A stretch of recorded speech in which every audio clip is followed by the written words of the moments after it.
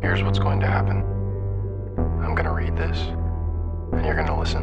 And you're going to stay on the line, and you're not going to interrupt. You're not going to speak for any reason. Some of this you know. I'm going to start at the top of the page.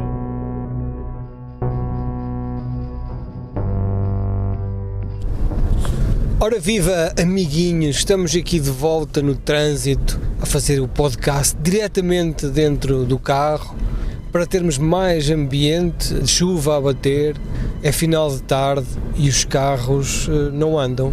Uma das conclusões que eu retirei recentemente é que se eu estiver no carro só a apanhar seca, o trânsito está parado durante horas. Mas se eu fizer alguma coisa que possa ser interessante e que possa até parecer divertido durante o tempo em que estou na fila, o trânsito arranca imediatamente e eu, baseado neste dado científico recolhido por esta forte amostra que é eu no trânsito uma semana, vou apostar para andar mais rápido. Quero-vos falar de um filme que está na minha watchlist desde o dia em que saiu.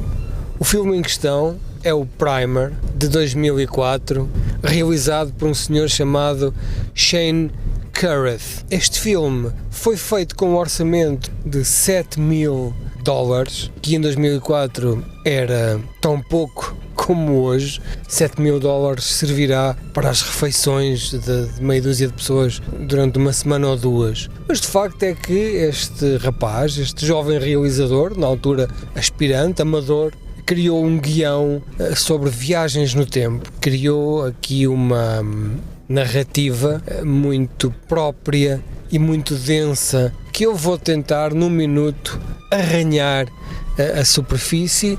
Reparem uma ambulância a passar. É assim a vida na estrada.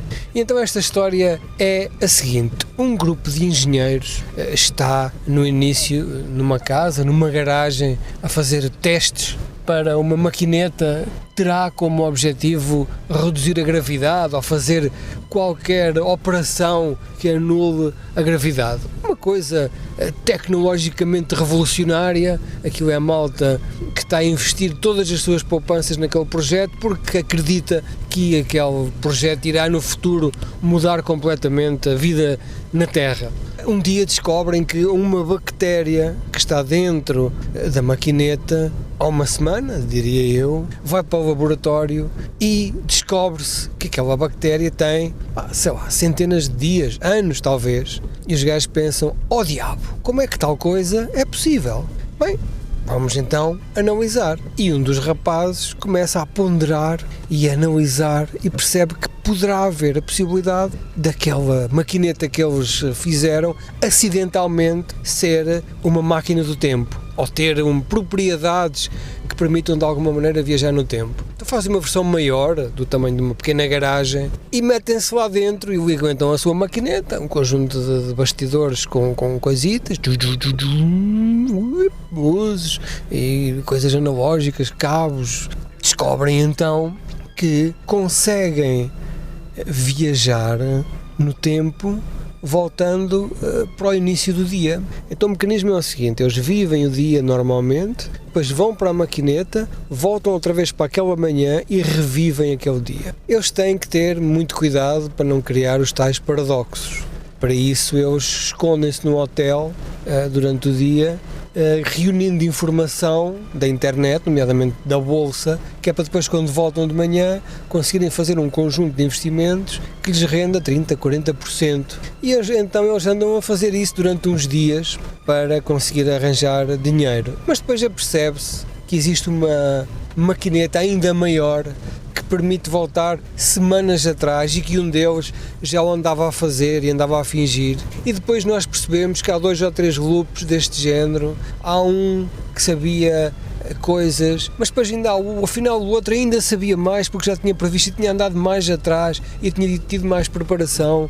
Digamos que é uma espécie de narrativa elíptica que vai alargando, começa como uma pequena história, vai alargando e em termos de escala é uma coisa brutalíssima que nós temos que ver 2, 3 vezes para compreender, mas que nunca verdadeiramente compreendendo, porque até se calhar o próprio realizador admite que haverá ali uma outra peça para o final, nomeadamente uma festa de anos, uma data de coisas que foram em demasia, e há um personagem que também aparece lá. Pronto, mas de facto isto brinca com os paradoxos, brinca com os time loops, que sem orçamento, é tudo baseado no argumento, nos diálogos. Os atores são bons, não é? São dois rapazes que fazem pela primeira vez isto, e eu estupidamente vi este filme passado quase 20 anos. O filme tecnicamente não é mau, tendo em conta que foi feito este valor. Nota-se nas cenas escuras que falta algum grão. Aquilo foi gravado com as câmaras de 2004, talvez em mini DV, não sei, havia essa falha, mas eles incorporaram como sendo uma opção estética. O filme está bem escrito, o filme é curto, ele tem que 1h20, não é uma coisa que aleije, digamos assim. Apesar de ser denso, ele é super denso em termos de narrativa, não vale a pena vocês estarem com o telemóvel ao lado, que vão se distrair. Ora, este Shane Carruth, nesta altura, teve um grande impacto na indústria. Foi um festival de Sundance, penso eu, onde teve uma ovação de 15 minutos, não é? E o normal, toda a gente gostou muito, toda a gente achou que ele seria a próxima grande escolha para ser um realizador de renome, toda a gente muito admirada, não é? Isto é uma espécie de El Mariachi do Roberto Rodrigues, ou Bad Taste do Peter Jackson, aquelas primeiras obras que marcaram e fizeram deles estrelas. E ele, entretanto, não fez praticamente mais nada. Fez outro filme também igualmente complexo, que tem a ver também com as emoções e também na mesma estética da narrativa elíptica, que é o Upstream Color, de 2013, quase 10 anos depois. Entretanto, ele desapareceu completamente dos grandes ecrãs. E o que é que aconteceu a este senhor? Bom, acontece aquilo que acontece a todos os grandes talentos do cinema, que não são criados pela indústria, que aparecem assim, que brotam na natureza. Ele criou mais 2, 3, 4 projetos,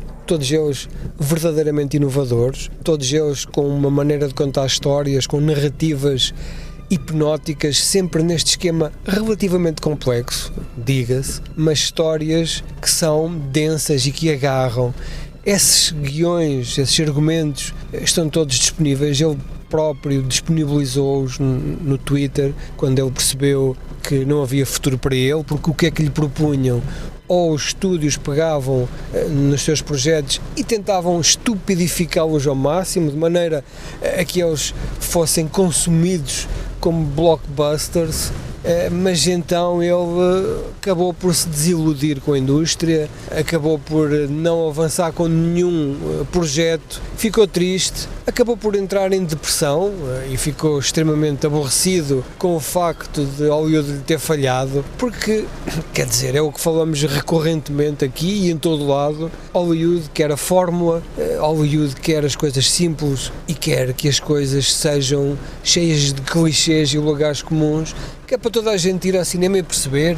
E mais grave que isso, hoje em dia um filme tem que ser feito de maneira a que, com o telemóvel na mão, as pessoas também o possam seguir. Isto não era a filosofia deste homem, que entretanto entrou na tal depressão, divorciou-se. Ele terá-se casado com a protagonista no seu segundo filme, acho que a coisa correu horrivelmente mal. Ele tentou até o suicídio e neste momento é um homem acabado.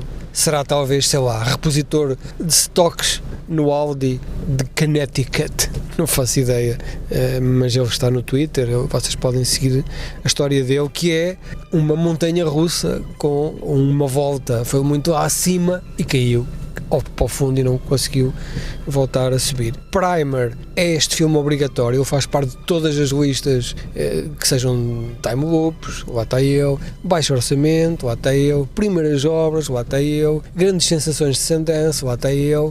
Eu diria que é um filme que deve ser visto, deve ser apreciado, não tenham vergonha de não compreender, vejam-no 2 vezes, vão ao YouTube, há análises super complexas, algumas se calhar exageradamente complexas, porque depois há pessoas que começam começam a ver padrões neste caos, não é? Como aquelas senhoras que veem Jesus Cristo no rabo de um cão ou Darth Vader numa tosta mista. É preciso também terem cuidado. Isto é só uma obra de ficção com algumas falhas, mas é muito satisfatória. Devo acrescentar que vi este filme com o meu filho mais velho, que neste momento se encontra numa fase de descoberta cinematográfica que eu acho muito interessante, sem a minha influência, sem a minha pressão.